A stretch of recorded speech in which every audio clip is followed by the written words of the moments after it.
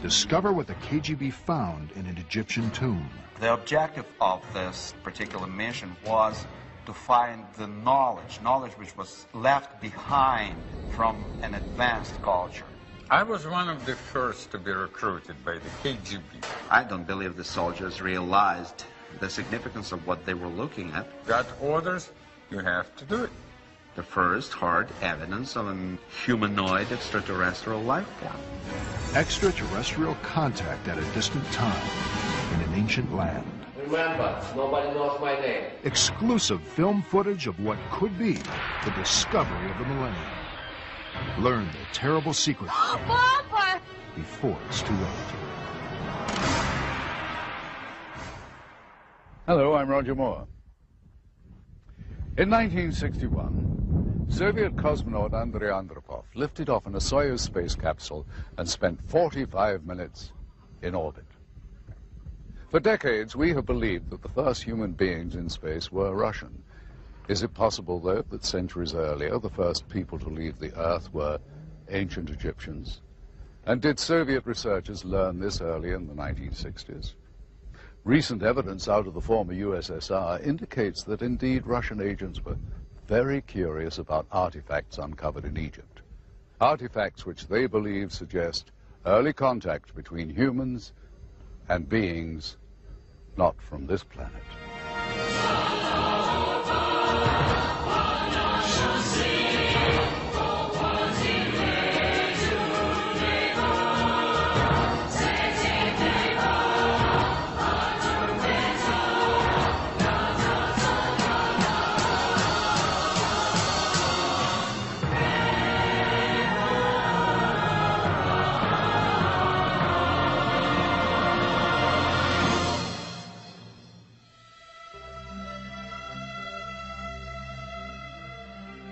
It's always been assumed the hunting ground for extraterrestrial life is above our planet.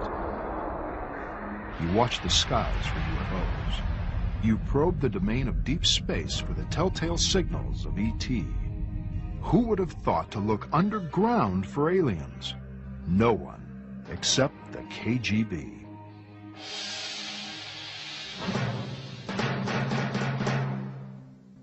Dr. Viktor Ivanovich holds degrees in astrophysics and neurology.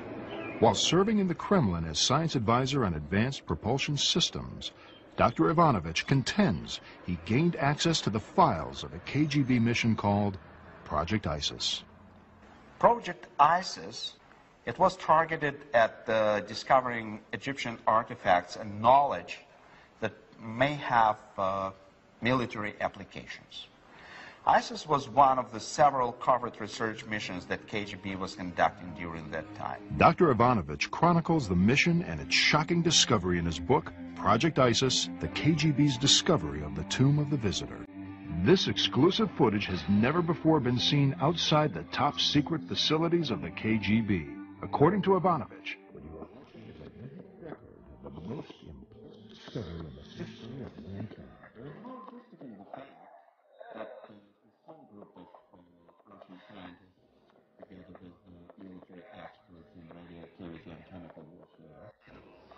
the tomb in Egypt in 1961.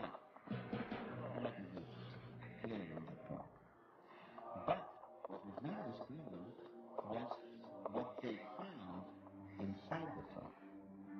When they had the evidence and powerful sources in the sarcophagus were the remains of a man person who died in Egypt about 10,000 years BC.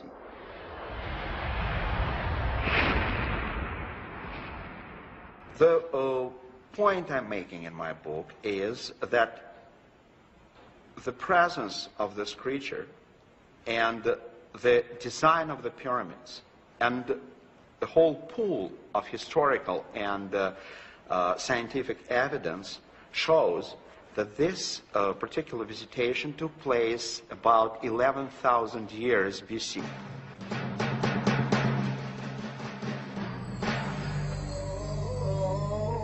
long before the Babylonians or the Greeks, before the gods of the Assyrians or those of Crete, Long before all others, there was Egypt.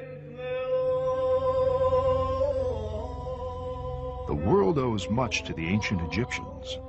They were the first mathematicians, the first astronomers. They gave the world the principles of geometry, the use of symbols to convey numbers. The first calendar was Egyptian, as was the first writing paper.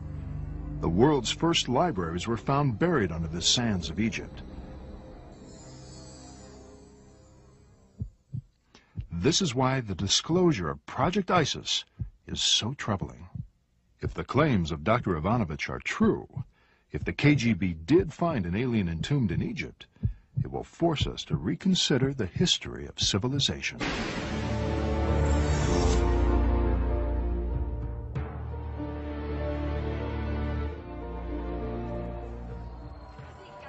Each year, hundreds of archaeological expeditions come to Egypt. They could be analyzing antiquities that have long been studied, searching for new clues that may disprove old theories, or struggling to reconstruct the life of a slave village from fragments of the past. We are currently excavating a site in what is known as the New Kingdom, on the slave route to the Valley of the Kings.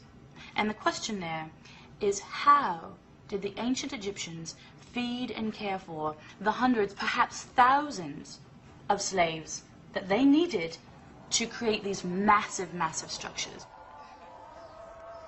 The fundamental question of ancient Egypt is, how did such a civilization, so incredibly advanced, spring forth, fully formed, around 2500 BC?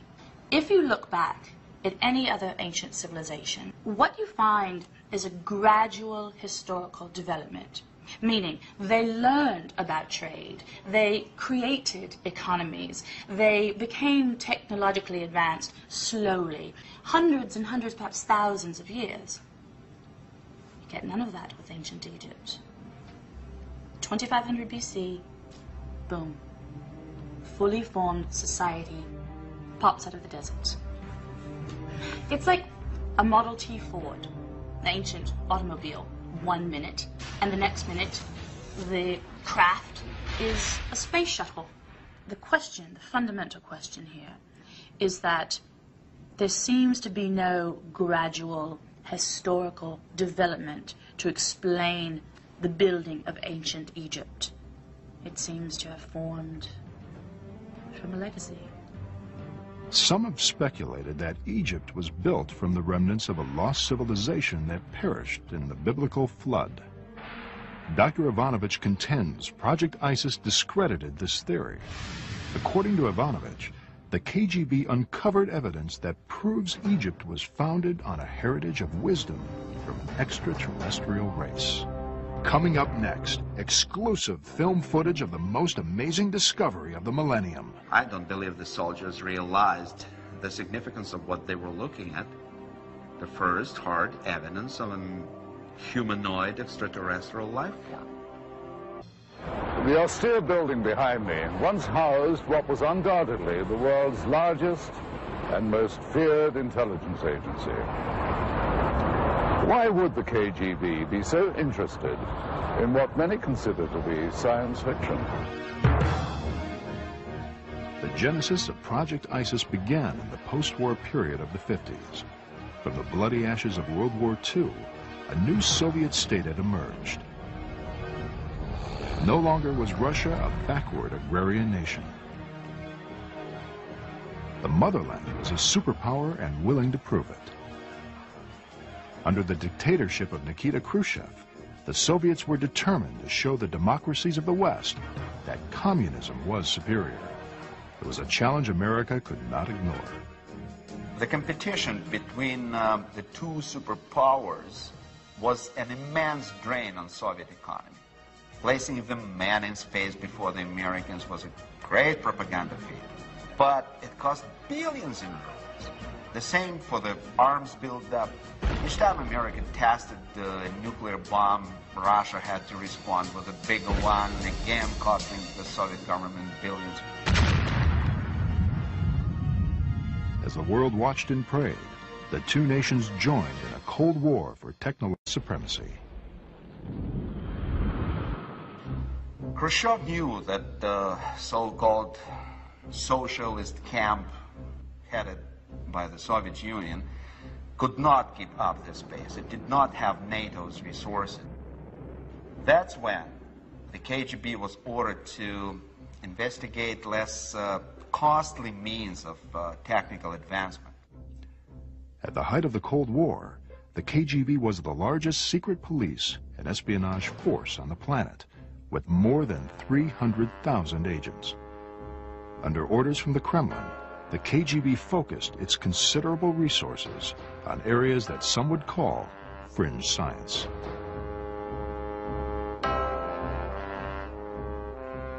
The KGB investigated the power of psychics. Experiments were conducted to test the feasibility of gathering intelligence through mind control.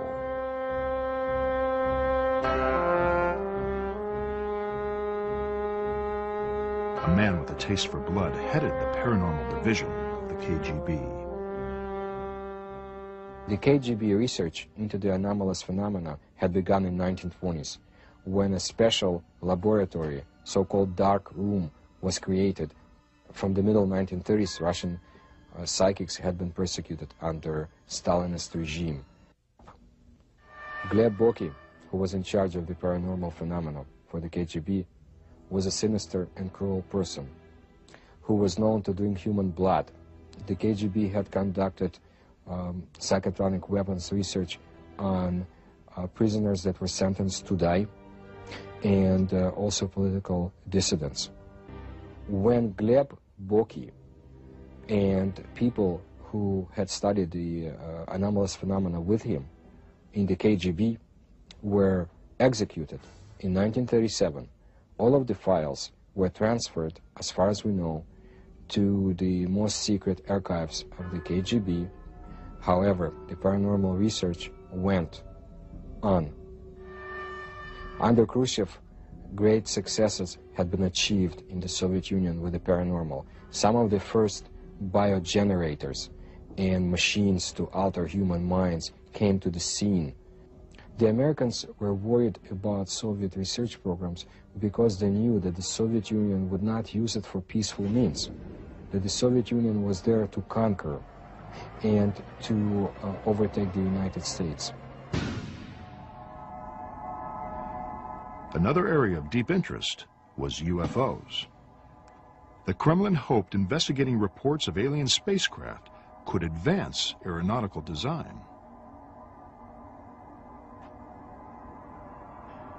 The former Soviet Union was an ideal location for the study of unidentified flying objects.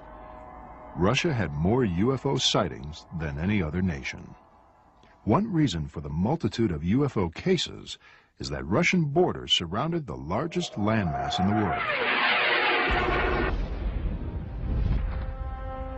Of the reported UFO sightings, the most compelling case is known as the Dalnogorsk incident. It's the best documented crash because we do have the fragments. They have been analyzed. It was a small probe. It was not kind of a big object, but something crashed on a hill in Dalnogorsk in January of 1986. From analysis of the crash site, this computer simulation illustrates the last moments of the doomed spacecraft.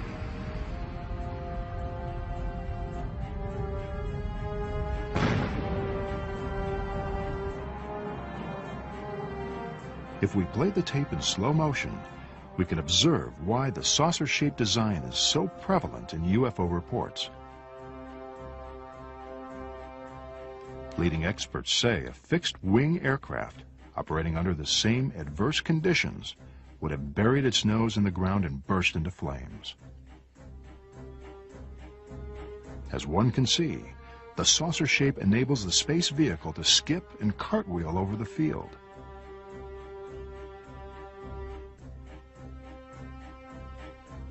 The spacecraft was damaged, but not destroyed.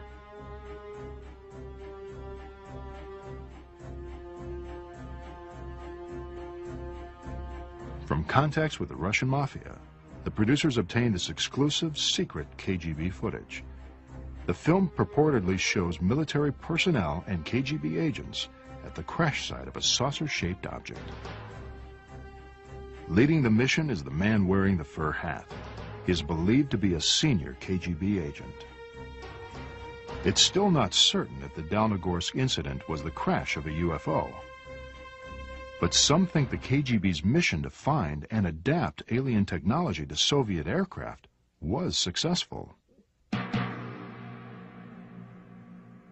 UFOs, the paranormal, and the Project ISIS, all three were part of the Kremlin strategy of achieving military superiority. According to Ivanovich, the goal of Project ISIS was to find a collection of advanced knowledge left by a lost civilization. Knowledge that would give the Soviet Union an invincible lead in their quest for global domination.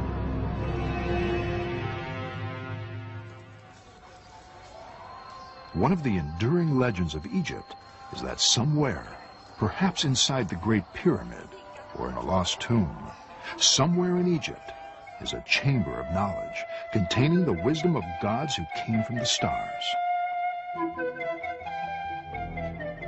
Since 820 AD, explorers have dreamed of finding the mythical Chamber of Knowledge. Sheikh Abdullah al-Mamun was the first to breach the massive stone of the Great Pyramid. The Sheikh was drawn by the legend that, concealed in the pyramid, was a record of the past and future of mankind. With tales of golden treasure, the Sheikh coaxed his terrified men through the passageways.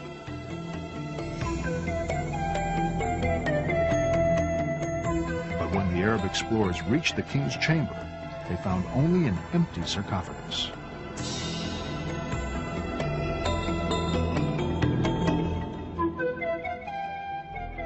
Some believe if there is a chamber of ancient wisdom, it will be found under the Great Pyramid. For years, there has been speculation about subterranean passageways running from the pyramid to the Sphinx.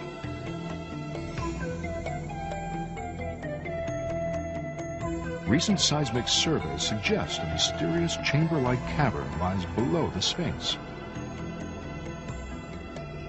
This has led many to reconsider the legend of the Chamber of Knowledge. Is there a storehouse of knowledge left behind by ancient visitors? Signs point to yes. The vastness of the desert here is overwhelming. It was in this region, at the edge of civilization, that something profound may have happened over 2,000 years ago. Egypt was the first civilization. Pharaohs ruled the kingdom for over 1,000 years.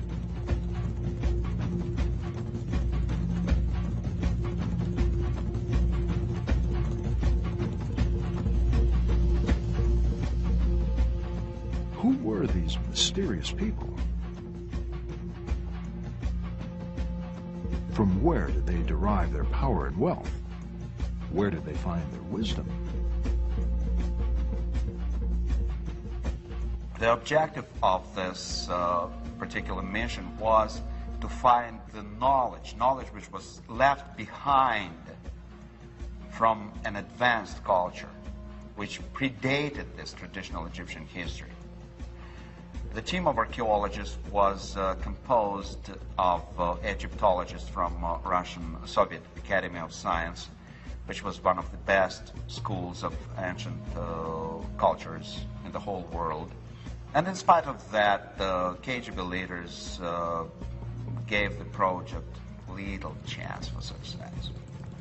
I was one of the first to be recruited by the KGB. I don't know what was the interest in it. But anyway, you cannot say no to Комитет государственной безопасности, KGB. You got orders, you have to do it. So my recommendation was to start right there, at the Giza Plateau. A trip to Egypt is a humbling experience. The ancient monuments still cast their long shadow upon the works of man. The Giza complex includes the Carré. Still visible are some of the mortuary temples. Next in size to the Great Pyramid is the Pyramid of the pharaoh Khafre. Many believe it was Khafre who ordered the creation of the Sphinx. Carved out of the bedrock, the colossal statue appears to be guarding secrets that lie beneath the sands. It took centuries to complete the complex of monuments on the Giza Plateau. It must have been an awesome vision. Towering pyramids, gigantic statues, temples, crypts, and causeways.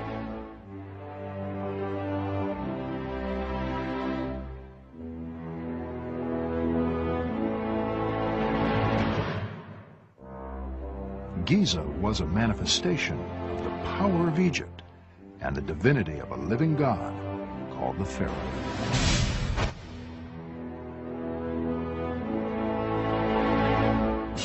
No monument symbolized the godlike power of the Pharaoh better than the Pyramid of Khufu. For size and engineering precision, the Great Pyramid has never been equaled. The pyramid weighs roughly 6 million tons, 20 times the weight of the Empire State Building. Until the Eiffel Tower was erected, the Great Pyramid was the tallest structure in the world. Over 2 million stones were used in its construction. No stone weighs less than a ton, and some as much as 30 tons. Inside, passageways connect the chambers. Shafts run to the exterior. Today, the pyramid is rough stone, but it once had a mirror-like finish of masonry.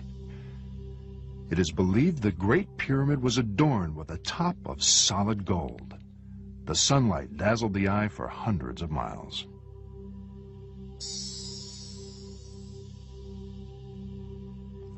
For centuries, experts have speculated on the purpose of the pyramids. Conventional theory claims the pyramids were symbolic doorways to the afterlife. Others believe the pyramid was an astronomical observatory. Some say a geographical survey instrument. One outlandish theory states the Great Pyramid was a grain elevator. But experts do agree the pyramids were far more than just gigantic tombs. Nobody's ever found evidence of a burial in a pyramid, and we still don't know how they were built. Scholars had argued that the technology to construct massive pyramids might not have been available to people at the point in human history when these structures were built. The pyramid builders knew information that would not be rediscovered for centuries. For example, the pyramid's height corresponds to the distance from the Earth to the Sun. The pyramid was set within 4 degrees of the corners of the compass, a precision that has never been equaled. And amazingly, the Great Pyramid lies in the exact center of the Earth's landmass.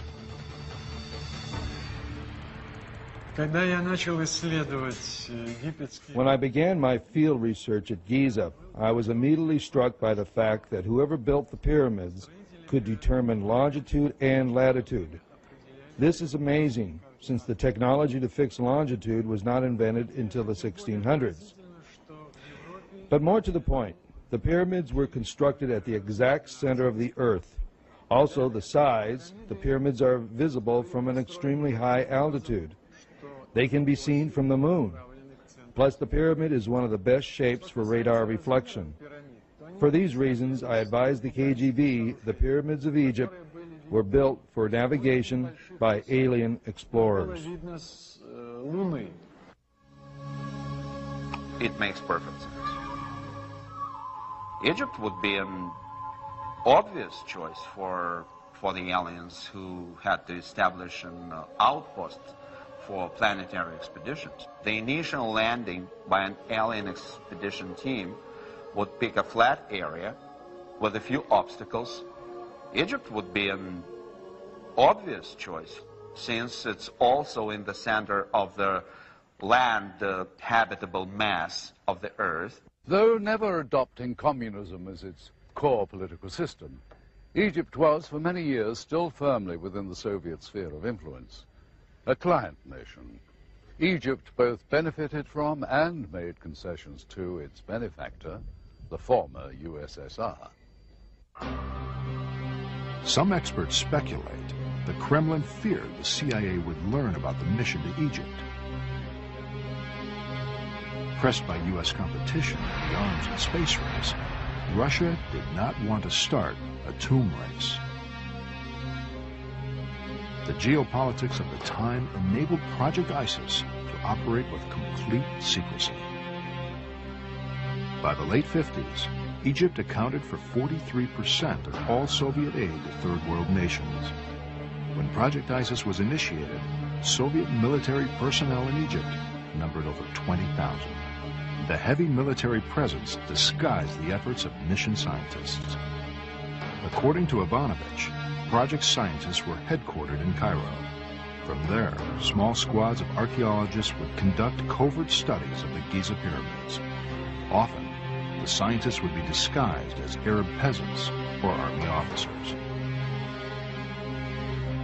For some strange reason, we were sent there in soldiers' uniform with Kalashnikov assault rifles, like we were a bunch of soldiers or something, when in fact we were just archaeologists. And if it were just, they would just tell everybody that there's a group of archaeologists looking for some artifacts that would be accepted by everyone. Project ISIS did not rely solely on undercover archaeologists. In 1959, the KGB recruited an official within the Nasser government, Sami Shadrov, the director of the President's Office of Information. Because of his position, he had the carte blanche to highly classified information. Sharaf was also an expert in wiretapping of Egyptian officials. Many times, the information Shadrov gathered seemed of little consequence. However, according to Ivanovich, on the night of July 24th, 1960, a conversation was recorded that would spin Project ISIS into the realm of myth and disbelief. This recording was obtained through the sources who I must protect. ايوه يمكن تعمل عليهم. هم كانوا يشربوا خمره؟ لا هم مسلمين متشددين. قالوا انهم وجدوا مقبره مقفوله. ايوه دي مقوي، قالوا هو قبر. كيف عرفوا اشياء زي كده؟ دخلوا شافوا على الحيطان رموز وكتابات وصور حكاوا عليهم من قبل. تعرف ايش يعني هذا؟ وجدوا مقبره الزوار. مقبره الازهر. مقبره الازهر. One of the top officials, monitored by Sharaf, had phoned his brother. Apparently, two Bedouins stumbled upon the hidden tomb. So they remained delirious for a few days, and finally they brought a local hospital. And they repeated only these words, Maqbarat al-Zawar, which means the tomb of the visitor.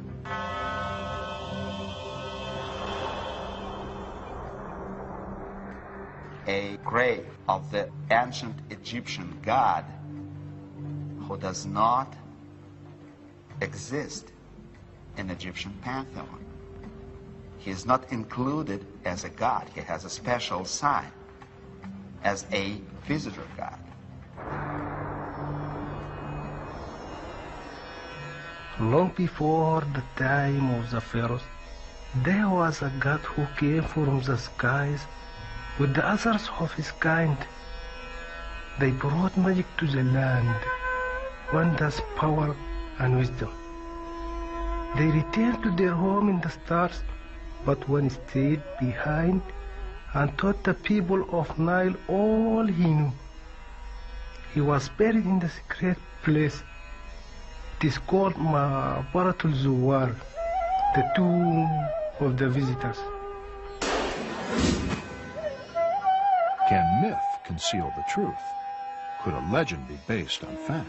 You must embrace the myth, the folklore, the legend, because it's like a pearl inside of an oyster. You start with that tiny sand of truth, And then over the year, it gains luster and becomes legend. The producers of this program were skeptical. The possibility the KGB thought mythology could lead to advanced alien knowledge was hard to accept. To obtain independent verification of Project ISIS, the producers tracked down a former diplomatic courier for the Soviet Union. The man now works for the Russian mafia. I worked as a messenger for diplomatic corps. One of my roles was moving documents between Cairo and Moscow. Some of them was from Mr. Sharaf. He was a director of information center, Egyptian information center at that time. It was in the 60s, something like that. Most of that papers weren't interested. And some of them in code I couldn't even understand. But few of them I understood. And how could I say in English? It seemed taught to me. And I decided to make a copy. Can we see those copies? No. The man wanted money for the documents. Where are you taking me? Don't worry. Our field producer explained he wouldn't pay unless he was certain the documents were from Project ISIS. You don't have places like this in America, huh? The producer was taken to an abandoned office building on the outskirts of Moscow. Here they are. This footage is from a hidden camera. All my paper in here. It's like a life insurance. A lot of people would pay a lot of money for this stuff. Is that what you used as a courier? Yeah. Here we are, I think. Among the documents was a memo to a high-ranking KGB official. It read, "My agents have secured the notes of one of the scientists working on the Tomb of the Visitor findings." Is that KGB? KGB letter. Another was an inventory of contents taken from the tomb. Classified top secret, it read, "Location of finding, undisclosed. Subjects, 15 crates of relics, 1 partially mummified body, 1 stone sarcophagus, and 8 hieroglyphic samples." This is a letter from agent to Moscow. A project scientist who was one of the first to enter the tomb filed this report. It read, "During inspection of the wall segment, we noted an odd sensation. A magnetic repulsive force seemed to be emanating from the rock. We were unable to find any scientific explanation." Samples from Egypt, pyramids. This memo is from the cryptologist report. Findings. Partial decoded message on tomb wall indicates a prophecy of the return of ancient wing gods. It talks about the tomb, doesn't it? Yes. Okay, I think we got a deal. The documents made it clear. The Kremlin was taking the myth very seriously. One report indicated a military unit was ordered to the site. A security order of the highest level was in force when the sarcophagus was opened. I don't believe the soldiers realized the significance of what they were looking at. The first hard evidence of a humanoid extraterrestrial life form. In Egypt, the focus of attention for most visitors is the awe-inspiring antiquities, ancient wonders from the past. Is it possible these attractions have been a draw for life forms other than human tourists? Not according to Dr. Ivanovich. His book makes it clear. Aliens didn't come to Egypt to see the pyramids. They came to build them. To summarize, the main point I'm making in this book is that we deal with the unprecedented discovery in the history of mankind.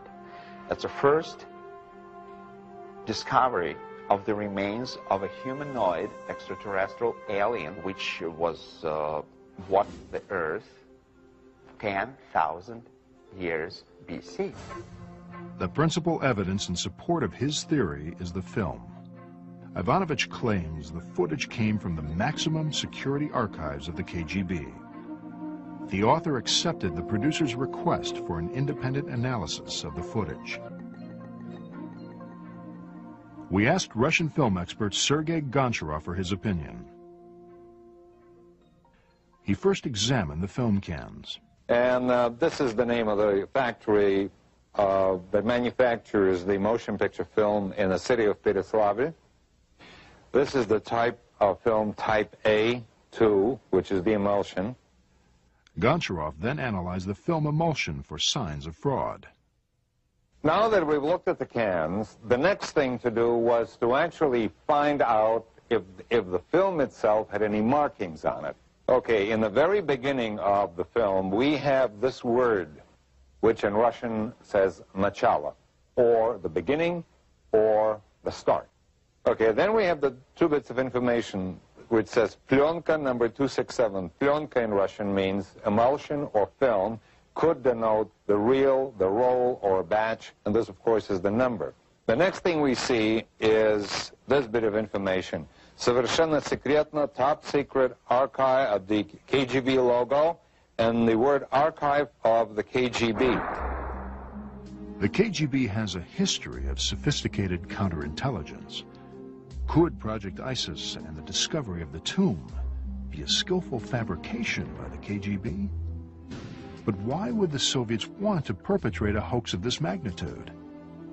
Perhaps as a diversionary tactic, masking the real KGB mission to Egypt. Whatever the truth, whether real or fake, we have learned that in investigating the KGB, it's best to keep an open mind to any possibility. This is the period where military, after first safety precautions have been taken, entered without wearing gas masks, but that's what they do now was absolutely mistaken, and you will see why.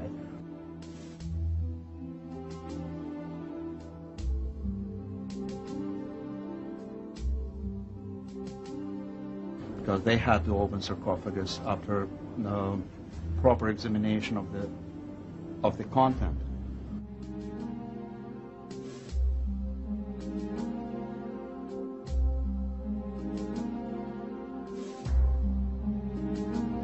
You see the fumes that turned out to be toxic come out.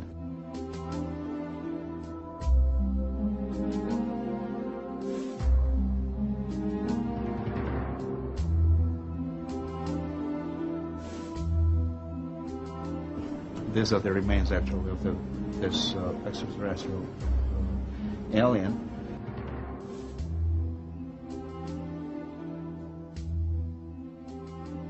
So, and the fumes which are coming out, we will see it later, intoxicate one of the soldiers.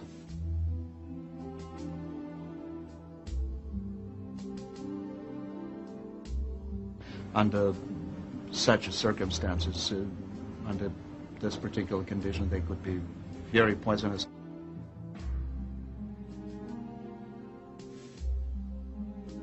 And that's why they invited the team of this chemical warfare specialists to check the contaminated area again and assist this soldier who lost his senses.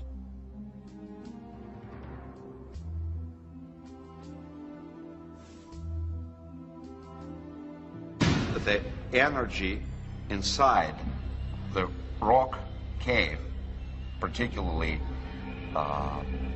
during the first days of exploration, was very, very high. Here we have the last period of evacuation of the most important samples of archaeological excavation in the tomb. So we have two Bedouins here, just they were invited as helps by absolutely neutral people. These are the most important pieces of evidence that were taken from the tomb after being inspected by the team of the site. These are the most important pieces of evidence that were taken from the tomb after being inspected by the team of the scientists. The producers obtained documents reporting on the scientific investigations of Project ISIS. Scientists who conducted the studies confirmed the authenticity of the reports.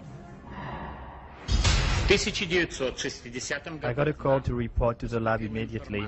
There was an archaeological discovery and we were to test the artifacts, and we were told that the item came from an Egyptian tomb of an undisclosed location, and we were not to discuss our findings with anyone. It was highly classified. Project ISIS now operated on two fronts. In Moscow, the artifacts from the tomb and the mummy were analyzed. At the Giza site, investigators continued to search for evidence of alien knowledge. For years, many people have attributed strange, unexplained powers to pyramids in general, and specifically the Great Pyramids of Egypt. Apparently, it's not just proponents of New Age mysticism who have made these claims.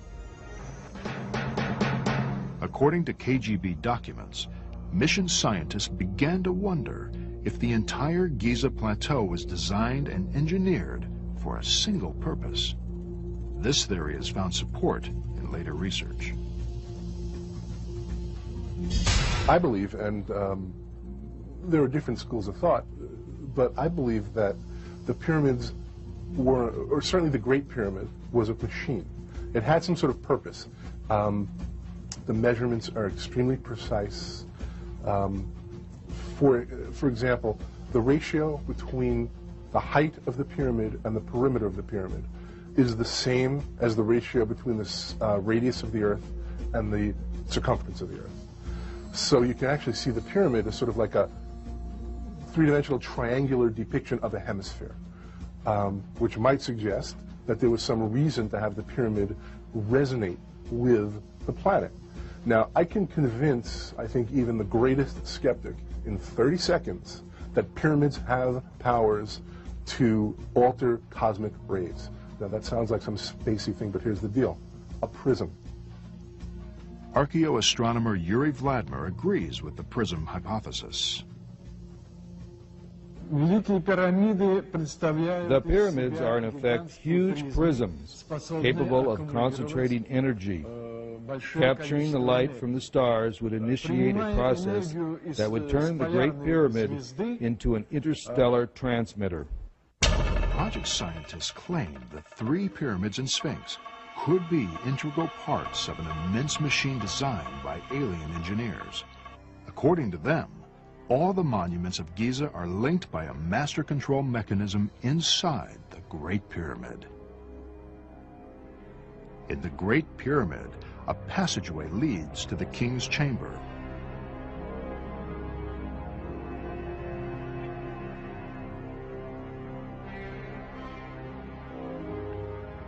Above the sarcophagus is a tunnel some call the Star Shaft.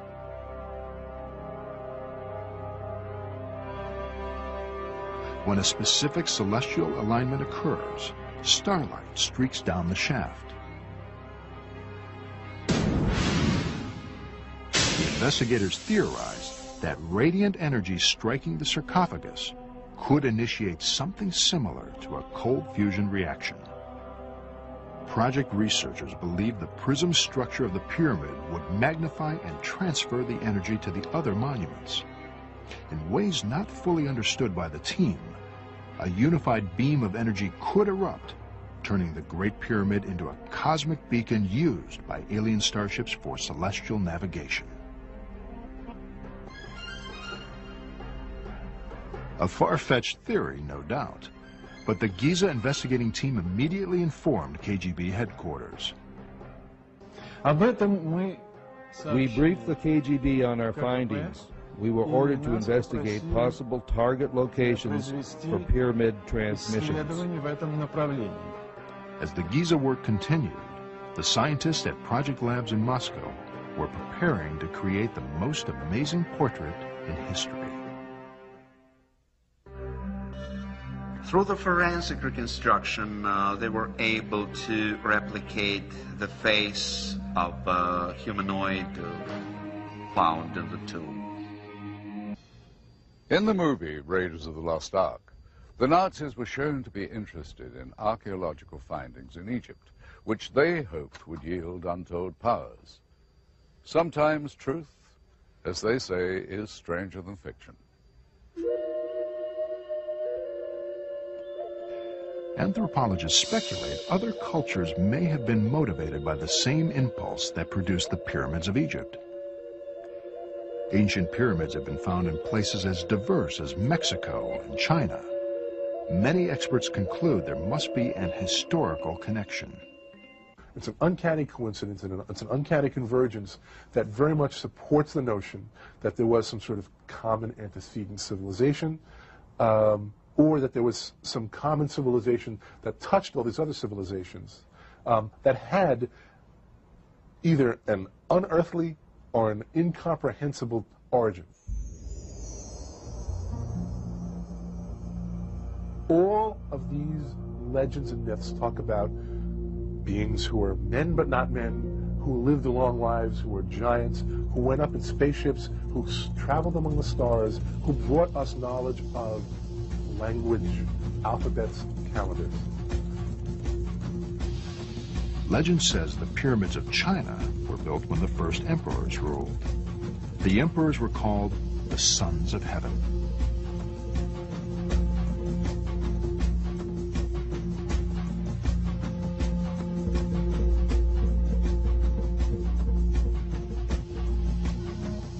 Similar legends surround the pyramids of Mexico and the Yucatan. Strangely, the term Star Walkers can be found in both South American folklore and Egyptian text. The Egyptians used the phrase Star Walkers to describe, I guess what I'll call the giants, a class of man/God. They were men, but they weren't men. They were greater than men. Perhaps they were the giants or the titans who walked among the stars. You have this concept of star walkers, men but not men, godlike men, creatures like men but who are really more like gods, who walked among the stars, who left Earth in spaceships. The Bible tells us about one of them. If you believe in the Bible, you almost have to believe in this notion. For me, I always sort of pause and say, when different cultures tell me the same thing.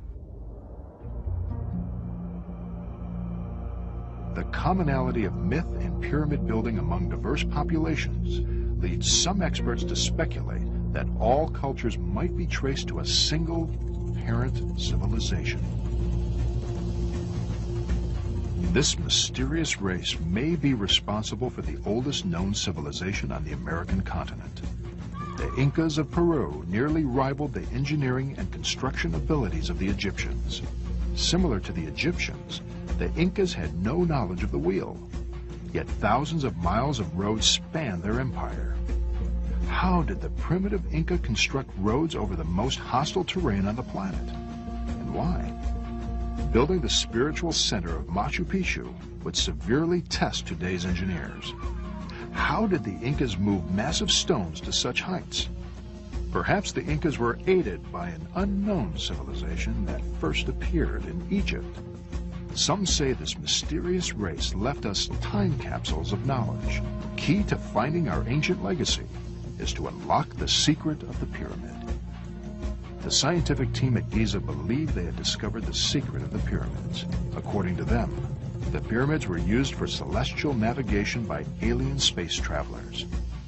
The KGB ordered the team to determine the target location. Planets, stars, constellations, and galaxies all are in a constant state of motion. Project scientists had to replicate the night sky as it appeared over Giza thousands of years ago. We know a lot of things now that we can calculate where, at what time, let's say 1,000 years ago, 2,000 years ago, 2,500, supposed to be built. At 2500 BC, mission scientists found no direct alignment between the pyramids and our group. Through computer simulation, we were able to duplicate the celestial sphere as it appeared before human civilization. They moved back in time, searching for a link between the pyramids and an astronomical object.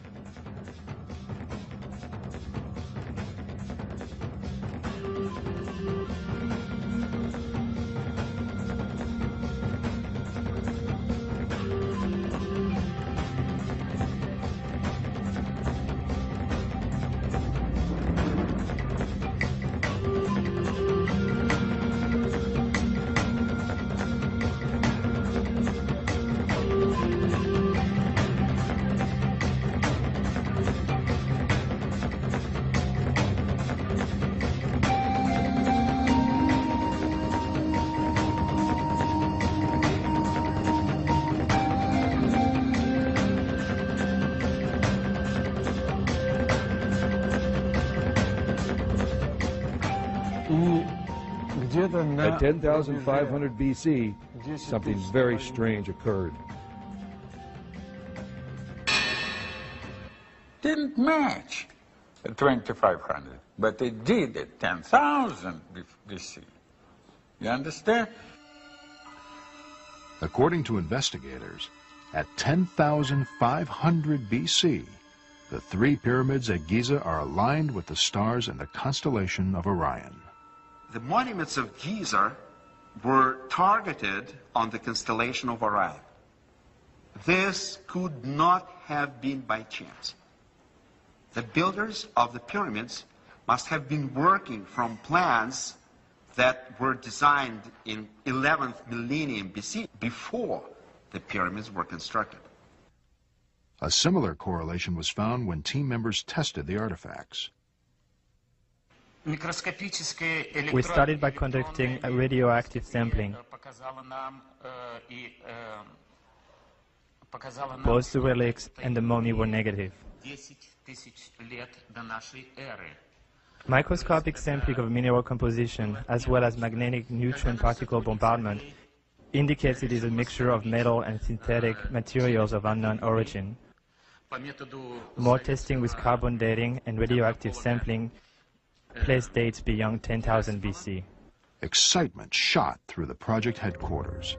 The date of the tomb matched the date at the Giza site. Project scientists concluded that there must be a connection between the design of the pyramids in 10,500 BC and the mummy found in the tomb. The KGB ordered further tests. Psychics conducted paranormal studies in the tomb. This quite risky experimentation really took place. But the levitation, yes, took place. When we deal with such a paranormal phenomenon, it's quite natural. First of all, the energy level of the whole area inside the tomb was absolutely beyond normal. A computer projection was produced of the mummy as it originally lay in the sarcophagus. From the date scientists claimed they could ascertain the physiology of the individual, reconstruction of the facial features commenced. Through the forensic reconstruction, they were able to replicate the face of a humanoid found in the tomb. Characteristics include a large cranium, unusually large eyes, small chin, mouth small, visible, signs of teeth positive, long neck, estimated size of the individual 2 meters. As forensic work continued, investigators at Giza probed the unity between the pyramids and the constellation of Orion. The scientists placed a celestial map over the plateau. Centered over the pyramids were the 3 stars that make the belt of Orion. Next, they traced the path of stars and took tangents from the Sphinx and pyramids. It was like a treasure map. The pyramids, the paths of the stars, they all intersected. And X marked a star in the constellation of Orion, a star very much like our sun.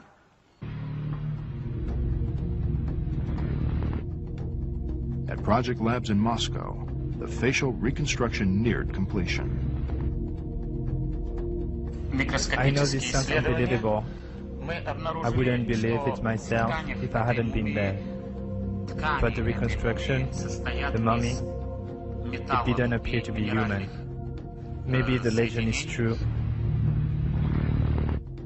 Maybe we found an extraterrestrial in that tomb.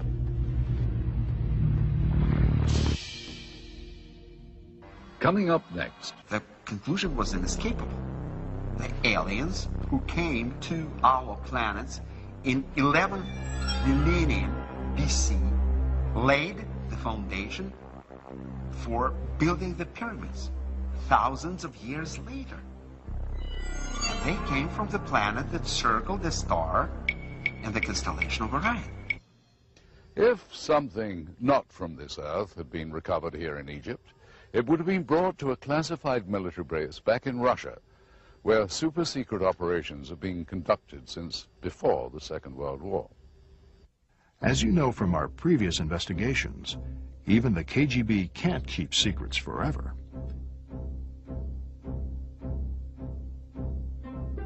It could be sexual blackmail operations.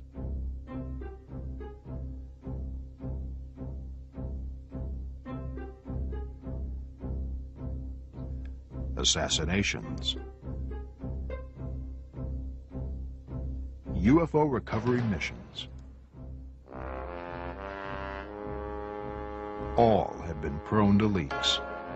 Project ISIS was no different. An ironclad web of secrecy surrounded the labs and offices of Project ISIS. But many of those working on the project were professors, scholars, and scientists, people in the habit of discussing their work. Top secret documents began to circulate. Rumors spread. Some word of the alien and the tomb leaked out. A group of people began to meet, former KGB staffers and other, mostly computer and technical people. They believed that the tomb was that of an alien who was once worshipped as the god Osiris. The being brought to Earth the knowledge of science and math. He was responsible for the growth of civilization. So all these people call themselves the followers. The cult took their name from an obscure passage in the Egyptian Book of the Dead.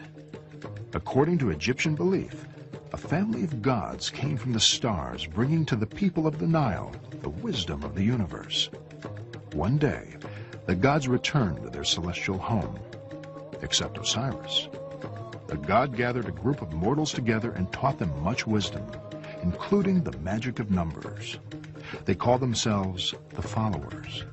It was their duty to protect and preserve the sacred knowledge until Osiris returned to teach the pathway to immortality.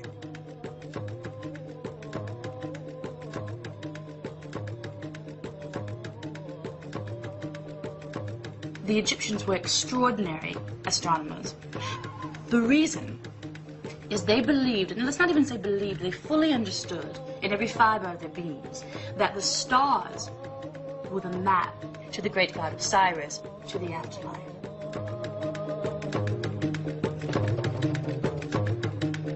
I believe it's a fundamental aspect of human nature that the idea of immortality, that we must go on, that we're not here for our 5 minutes and then dead, finished, end of story, put the book on the shelf. No, the human being needs to have some grasp of faith, some aspect of belief that the soul, the spirit, the essence of the individual continues on. This is why we have Christianity. This is why we have Islam. This is why we have Judaism. It's the exact same with the ancient Egyptians. They had to have, they believed, they knew that their souls were immortal. Oblivious to the breach in security, refusing to see the value of an alien skeleton, the Kremlin allegedly ordered the KGB to refocus its efforts on the initial goal of the project.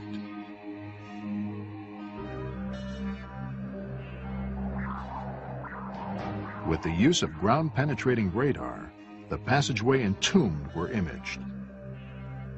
Nothing seemed unusual. They lowered the radar scan.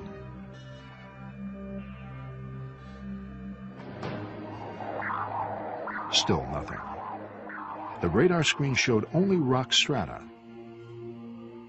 They were about to abort the mission when the radar began to pick up an anomaly, a faint shadow.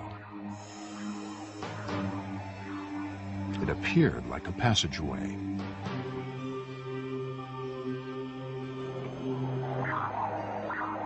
Directly below the tomb was a large spherical chamber.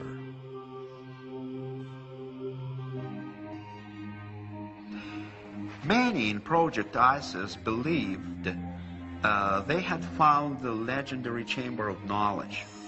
Apparently, the extraterrestrial discovered was buried with a vast library of knowledge and data from the advanced alien culture, which could have immense military relevance. Many wanted the chamber opened. Their argument was based on the following facts. The mission from Orion landed at exact ideal location to build pyramids that would serve as navigational beacons for further reconnaissance of our planet. The first recorded UFO sightings were reported by the high priest of Pharaoh Thutmose III about 3,400 years ago. UFO sightings continued through the ages, but escalated when man obtained the mastery of the skies. When the nuclear age began and man conquered the inner working of the atom, the aliens from Orion stepped up their observation of the Earth, resulting in Roswell incident and an explosion of UFO contacts. Abduction reports began to sweep the world in the early 60s.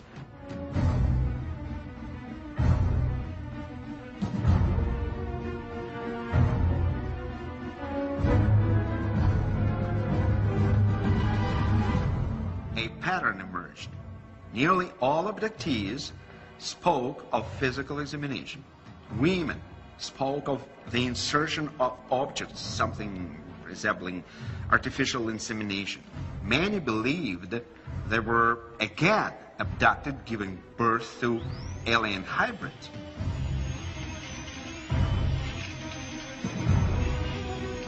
In the last decade, reports from credible people claiming to have been abducted has risen dramatically. Many elements of their abduction experience are similar. The same physical marks are left on abductees' bodies. Many recall similar details of alien spaceships. Some experts say the similarity in accounts is circumstantial evidence that alien abductions are real. Could the abduction phenomena be a genetic colonization program begun in ancient times? Could aliens be cloning themselves by inserting alien genes into human DNA? Well, the Egyptians believed that DNA came from the heavens and that it would someday return. They could very easily be talking about the Anunnaki who came to Earth with their knowledge of DNA and with their DNA itself. In other words, the DNA, some of the DNA that humans are based on, actually did come from the stars. In their quest for a secret chamber of knowledge, did the KGB discover the horrifying truth behind alien abductions? Are humans being transformed into an alien species through genetic engineering? Coming up next, exclusive film footage. And they would just discuss the upcoming visit of, I guess, some extraterrestrials or some beings to Earth, and they would just prepare themselves for this kind of visit. Mama! Mama's Mama! The nagging question is, with so many people involved in the recovery operation, what happened to these individuals? And if they can't be found today, why not? According to Ivanovich, the discovery of the spherical-shaped cavity bitterly divided Project ISIS. Believing they had found the mythical chamber of knowledge, many argued for immediate excavation, but others voiced concern. They warned that the tomb could be a type of alien Trojan horse. Opening the chamber without more study could endanger the world. Uncertain what to do, the KGB did nothing. They sealed off the tomb, wiped all the traces of its location from the files. In 1981, Project ISIS was officially closed. But many of those associated with the project were never the same. There were reports of personality changes, shifts in religious beliefs, disappearances, even suicides. Soon, a pattern emerged. He was a physicist. He is working with the Russian government. They began a group. I wouldn't say it was a cult, maybe it was, I don't know.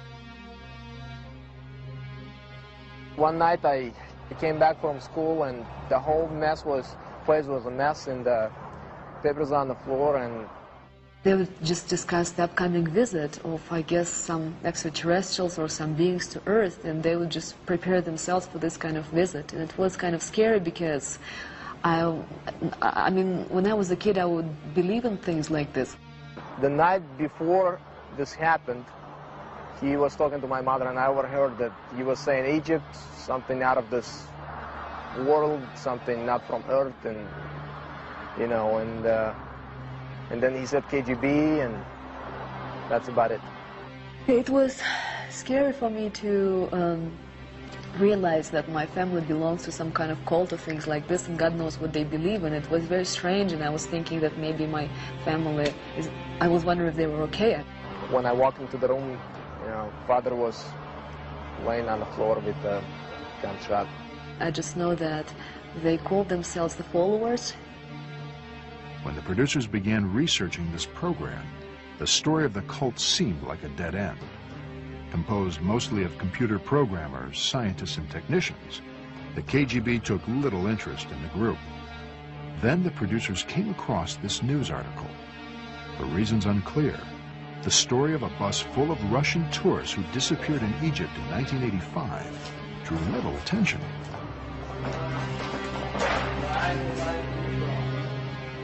But during the final phase of production, one of our field producers stumbled on the scoop of a lifetime.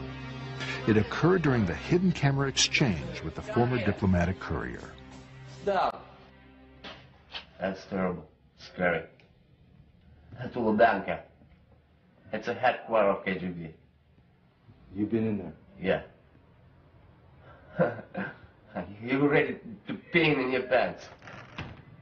Hey, terrible.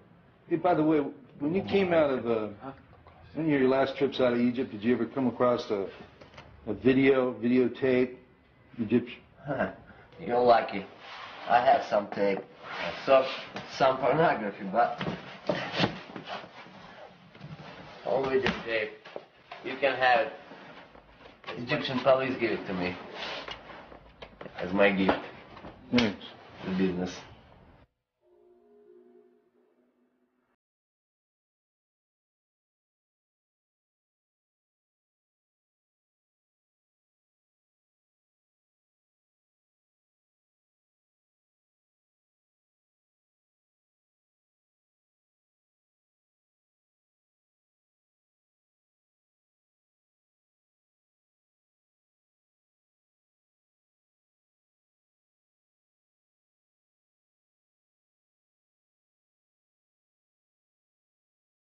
What were they looking for?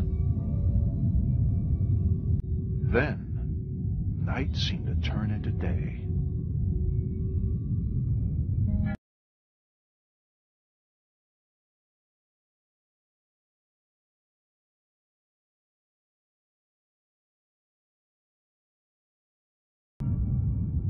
Could this be the first video recording of an alien abduction? Perhaps a mass abduction.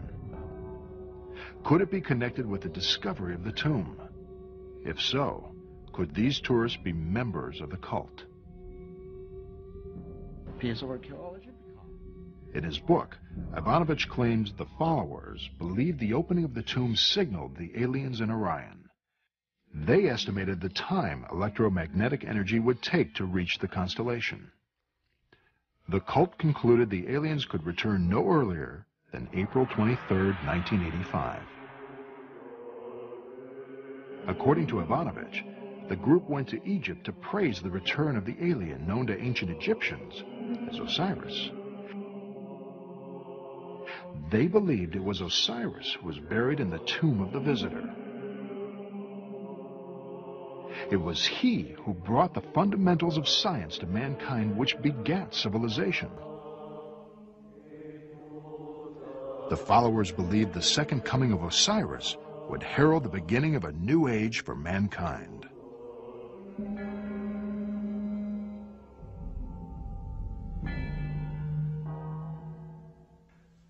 Supporting the author's contention was the testimony from the daughter of a couple who joined the cult.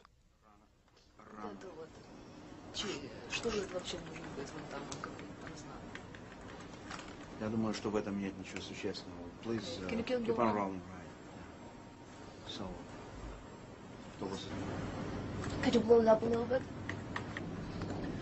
I wanted to see, like, back off a little bit. I want to see that sign. Появится. Но не вижу ничего, ничего не закругляется. Ну да, они идут куда-то. А вот это вот, ну что вот это вот такое, вот это я хочу. Вообще-то, может быть, вообще-то не Египет, вообще-то другая какая-то страна непонятная. Вот это вот. Что это может? Прибыла, судя по всему, на место встречи. Папа! Мамочка, господи, мама моя! Ой, мой гад!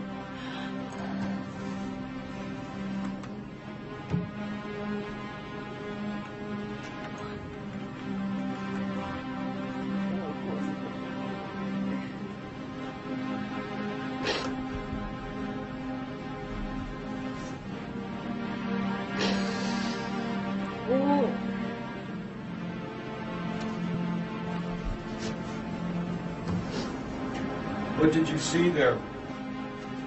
Did you see your parents? Yeah. I saw my mom and I saw my daddy there. Точно, это был папа. Это я точно знаю.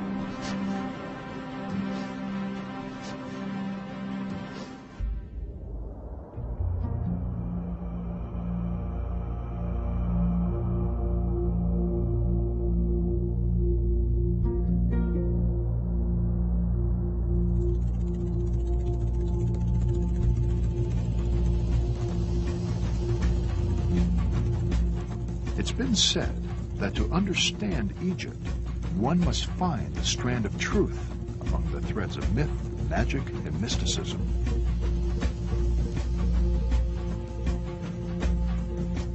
All intertwined in the dusty tapestry of time.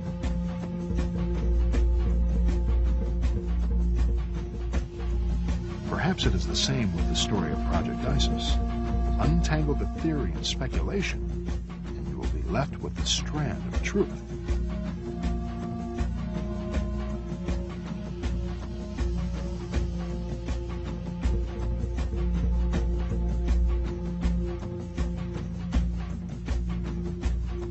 To summarize my research, this is what I have concluded.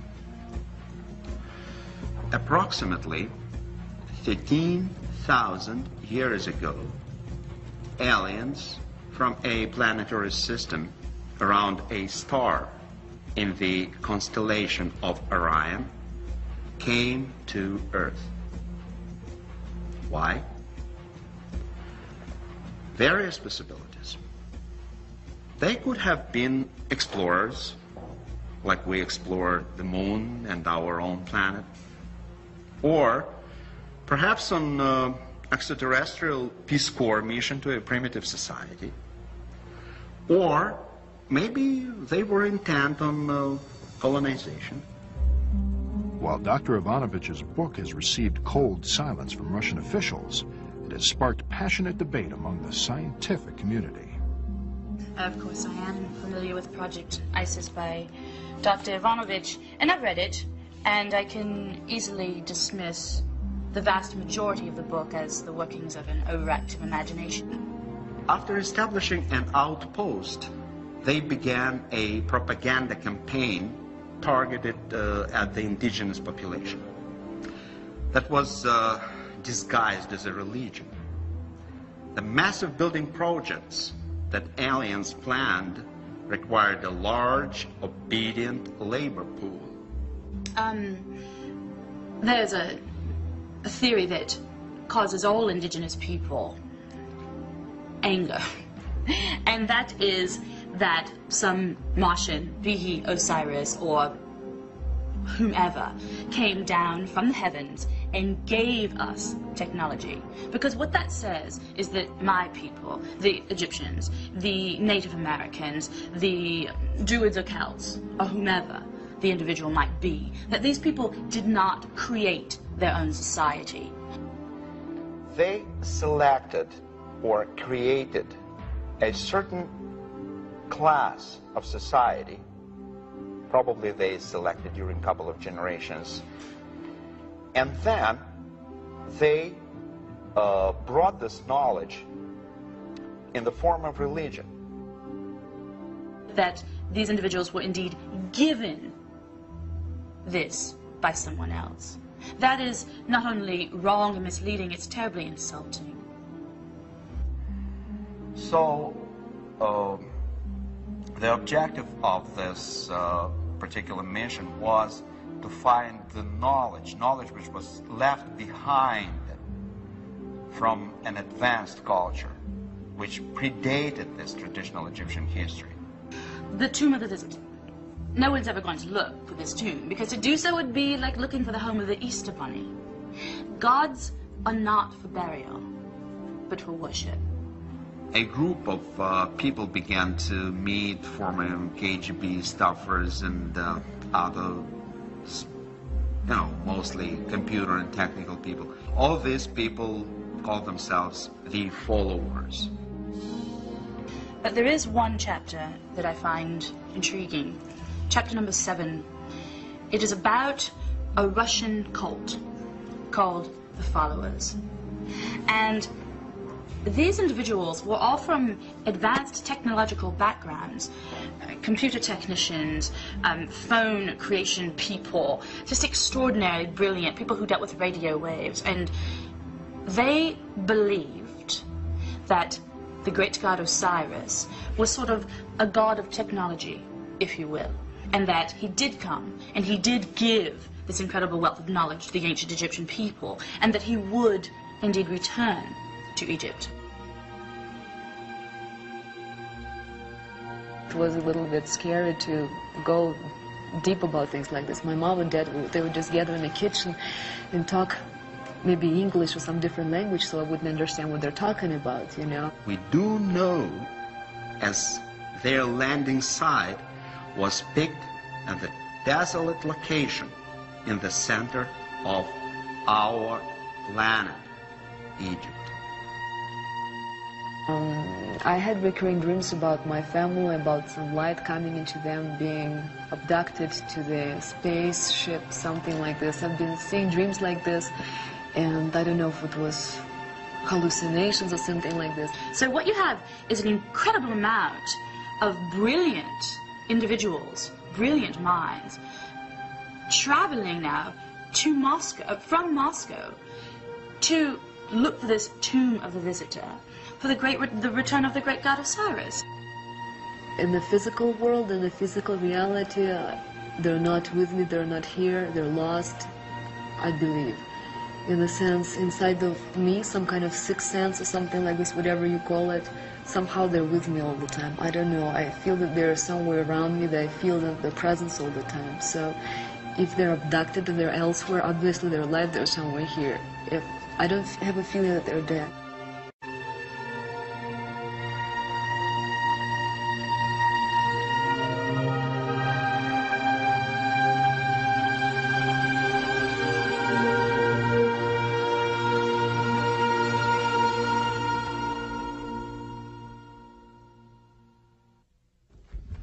With all that we have unearthed here, the big question seems to be, what is the significance of what are clearly some very profound discoveries? And will we ever know the full story?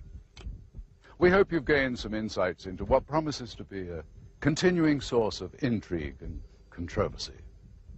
Thanks for joining us. I'm Roger Moore.